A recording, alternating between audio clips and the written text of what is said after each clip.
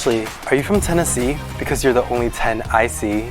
Are you kidding me, Billy? That was awful. Alright then, how about you say a Valentine's Day joke? How did the telephone propose to his girlfriend?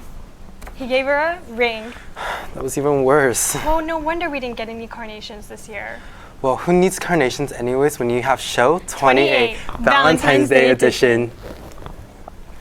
After 2 long weekends of competing, the academic decathlon team celebrated their victories with 13 new medals. Congratulations to Claire Liang, Ryan Chan, Pei Tianyuan, Justin Wang, Philip Chen, and Derek Chang. And congrats as well to the teachers who helped prepare them for their success.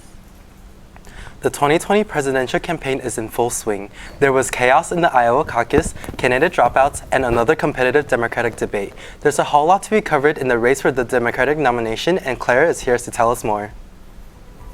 The 2020 presidential election will take place on Tuesday, November 3rd, but before then, the Democratic Party will need to elect a candidate to compete against President Trump. Over the coming months, we will hear from Democratic candidates on their views on healthcare, abortion, gun laws, and minimum wage in hopes of winning over the American people and getting their votes in either the primary or caucus of their state. In a Democratic caucus, attendees are split into separate groups based upon whom they support, and a candidate is eliminated if they have less than 15% support. Slowly, each group hopes to get more people on their side, strengthening their numbers in the competition. The candidate with the majority of the state's support wins. A primary is most similar to the presidential election, in which a person privately casts their votes in polling places and absentee ballots. Supposedly there was a new app that was supposed to help Iowans get to their polling place, them know when and where they could vote, but specifically give them information about the candidates, and apparently that app broke down the day of the Iowa caucus last Tuesday, and it has been more than a week and we still don't have a clear winner in the Iowa caucus. The competition started with 29 major potential candidates, but as of today, that number has dropped to 9. However, the bigger question is which candidate has the highest potential of competing against President Trump. At the moment, there are 2 types of candidates, revolutionaries such as Sanders and Warren, or moderates like Biden, Klobuchar, and Buttigieg.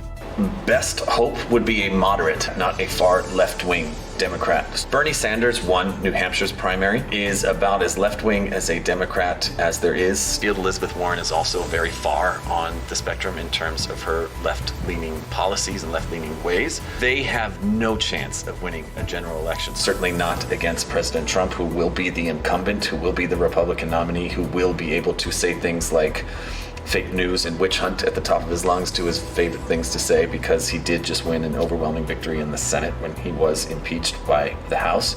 The next Democratic debate will be held on February 19th, and whether you're old enough to vote or not, it's important to educate yourself on the topic and trust the leaders you will one day put in office. This has been Clara, back to you guys in the studio.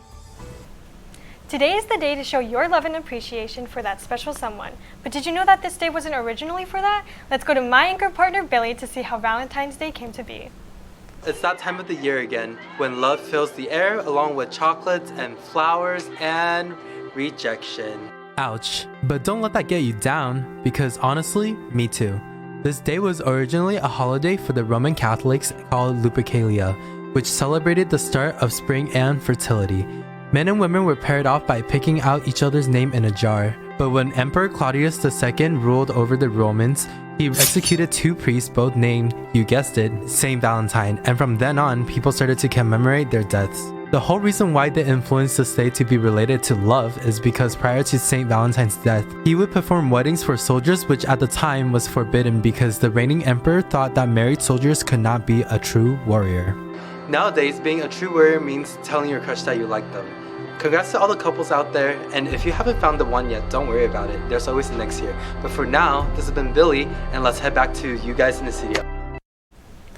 As Coyote encounters in the SGV continues to increase, the San Gabriel City Council is determined to provide information for necessary precaution to keep us and our pets safe. Let's go to my anchor partner, Ashley, to see what she's got her paws on.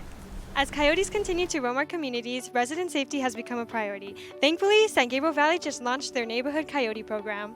The Neighborhood Coyote program is a regional public safety and educational outreach effort to address coyote safety concerns in local communities. It's basically a really big outreach effort to educate residents within the San Gabriel Valley about coyotes. We want to make sure that residents feel empowered to, I wouldn't say engage the coyotes, but kind of know what normal behaviors are and what unnormal behaviors are, and then making sure that they're linked to the correct resources in dealing with those activities and those reports. Resident resources include community meetings and trainings, an online Coyote reporting tool, pet safety planning, crisis intervention, and an informational website. We're trying to get as many community meetings and as many town halls as we can within the April and March time. That is coyote denning season. It's basically coyotes are having their puppies. So of course it's gonna be more visual for people to see these coyotes. If you come face to face with a coyote, here are the recommended steps towards getting back to safety. Best thing to do is always just yell, make lots of noise, and scare it off. Small sticks and rocks you can even throw. Definitely don't run away. Don't act scared of them. We treasure our loyal companions and want to keep them safe. Pets should be kept in a monitored area as it is up to us to keep them away from harm. I don't recommend ever leaving your pets, small pets, unsupervised unless you're really confident that your backyard is secure. Residents are encouraged to call the 24/7 Neighborhood Coyote Hotline for coyote encounters or incidents. Remember, the Coyote Hotline is available to all residents of the San Gabriel Valley. In the meantime, keep your furry friends safe. This has been Ashley and Roxy. Back to you guys in the studio. Love noodles as much as you love your Valentine? Well, the ASB Freshman Council presents From the Instant I Met You for all freshmen. Write a letter to your senior self, join the TikTok competition, and get free instant ramen. This event will be taking place on February 20th, starting at 3:15 at the Rally Court. Come show some love, Apaches! Arcadia High School has plenty of clubs and teams for students to join. If you're looking to develop presentation skills and build unbreakable friendship with the other students, Rogers has got just the team for you. Arcadia High School's countless academic teams are notorious for always taking home the W. One such team, renowned for the creative and witty performances, is that of Destination Imagination. Also known as DI, Destination Imagination is an academic team in Arcadia High School which aims to empower students to become more confident and creative people through hands-on collaborative activities. The team consists of multiple student-formed groups which focus on preparing for one of 7 main STEM-based challenges, such as engineering or service learning, and 1 instant challenge, either improvisation or technical. After months of developing and perfecting their creative challenge solutions, the students will then join competitions where they will be able to showcase their work to a panel of trained appraisers. The regional competition is February 22nd, and it's at Arcadia, and we perform in front of appraisers that come from all over the Southern California region, and we compete with other teams from different high schools in our area. I think DI has helped me grow to be not only a more creative thinker, but also helped me develop my leadership and teamwork skills, because I'm working with a lot of different people and we work together for long periods of time doing various tasks. From their hilarious performances to their creative sets, Destination Imagination can do it all. Good luck in the regional competitions in February 22nd. This has been Roger, and see you next time, Apaches. Only you. Ashley, what are those? Conversation hearts. Each one has a sweet message. Oh wow, that's actually kind of cute. What does that one say? This one says, hug me. All right, let me read this one. It says that we should go on a Break. I always make sure that I tell them how much I love them, and I always give them big hugs. Supporting them and helping them improve themselves. I give them food. I hug them. Kiss the homies goodnight. Watching you from afar, looking at you sleeping, taking a shower, going to school. I send my friends TikToks. Just reminding them every day, that you're there for them and you care for them. I give them a kiss on the cheek and I hug them. I buy carnation grams and I give hugs to my friends.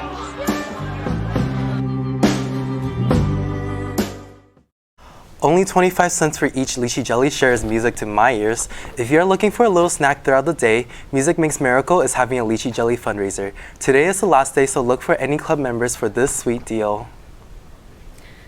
A lot of the money that goes into our classrooms and programs come from none other than our hardworking parents and alumni. A certain club had a festive fundraiser last weekend that brought the Chinese community together for a bit of fun. Here's McKenna on the club and their contributions to our school. Last Saturday, the Chinese Parents Booster Club hosted their 27th Chinese New Year Gala, a yearly fundraiser to celebrate the Lunar New Year and to bring the community together. The Chinese New Year Party is the Chinese Parents Booster Club's largest fundraising event and gathered many of our parents, students, staff, and alumni with a night of delicious food, fun prizes, and exciting performances, such as the iconic Chinese line dance, shows put on by volunteer parents and alumni, orchestras, and a sneak peek of theater's upcoming musical. All the money from the event and auctions go to our academic and sports teams, as well as teachers in the classrooms. The Chinese Parents Booster Club was established in 1993. Our main mission is to bridge parents, Arcadia High School parents with Arcadia High School.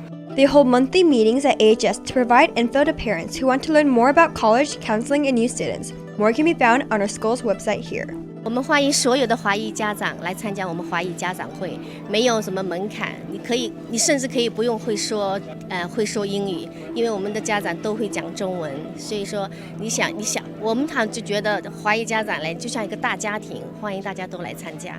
Thank you to our lovely parents and alumni for always giving us so much support. This has been McKenna, and back to you guys in the studio. France is one of the most romantic countries in the world, and if I could visit one city right now, it would have to be the City of Lights. But I think I should save that for my senior trip. If you're like me, don't worry, because students from France are coming to visit AHS next week. So if you see them in the hallway or in one of your classes, remember to say hi. With CIF starting this week, both girls water polo and soccer play with a lot of heart in attempts to make it further in the playoffs. They sure did, and our Lady Apaches have been breaking hearts with their performances. Here's Harrison and Ian to talk about how they did. I almost mixed them. Great week for our Apache girls teams as they were all in playoff games this week. Yep, and on Tuesday, our girls water polo team took on Villanova in the first round of CIF. And the match was a fun game to watch. Both teams were ready to play and move on to the next round of CIF. It was definitely a tough match for the Apaches as they played a back and forth game where neither team could take a commanding advantage as both teams went back and forth trading goals. Christine Chua, Alice Cicero, and Cassandra O'Connor also took numerous shots on goal that could have given them a huge lead. Fortunately enough, Arcadia was able to score a couple of clutch goals that gave them momentum in crucial spots. Their tough defense, which was led by keeper Liv Hernandez, was also able to limit the Wildcats' offense and held them to just a few goals and a huge 4-3 win. Yep, the girls came out huge in that game, but last night they got a tough draw against a Los Altos team that they already played and lost to twice this season. Yeah, and these ladies played their most competitive game against the Eagles this season, but even with their toughness last night, they weren't able to come out on top and eventually dropped this one by a final score of 8-4. Tough loss for these girls after such a great season, but the story wasn't the same for our girls soccer team. After winning league, the Lady Apaches took on Viewpoint, and it was a night filled with emotion. Arcadia came into the game firing on all cylinders. Great passing and energy from the Apaches helped them score a goal in the first 10 minutes and twice in the first half of the game, thanks to a great header from sophomore Avery Bogue and another goal from Shreya Velikala. They went into the half leading 2-0, but Viewpoint wasn't down and out. They used great teamwork and high-intensity play of their own, and thanks to a late-game comeback in dramatic fashion, they leveled the score at 2 in the final minutes. After 2 periods of overtime, both teams couldn't put the ball in the net and the teams headed into penalties.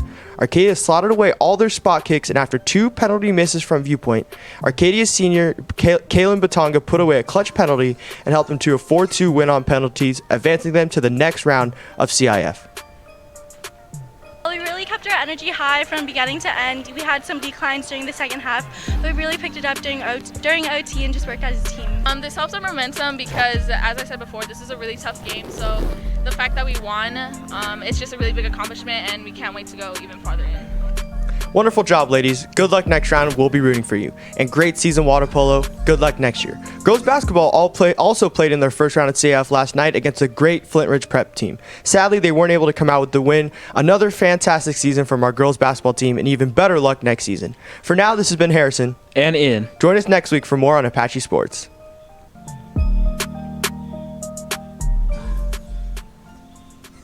I think I've come to the conclusion that I would just stay single forever.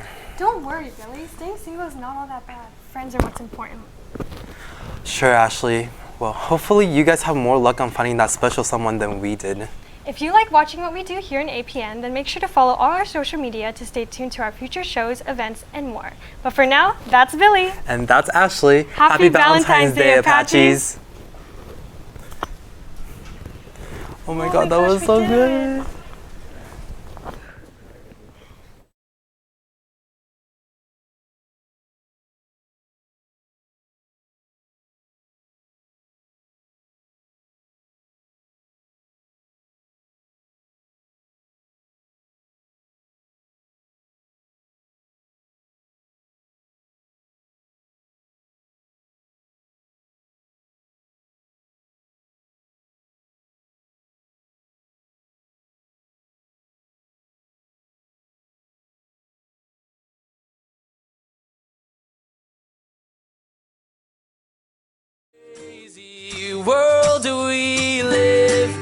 And I know it could happen, 'cause you know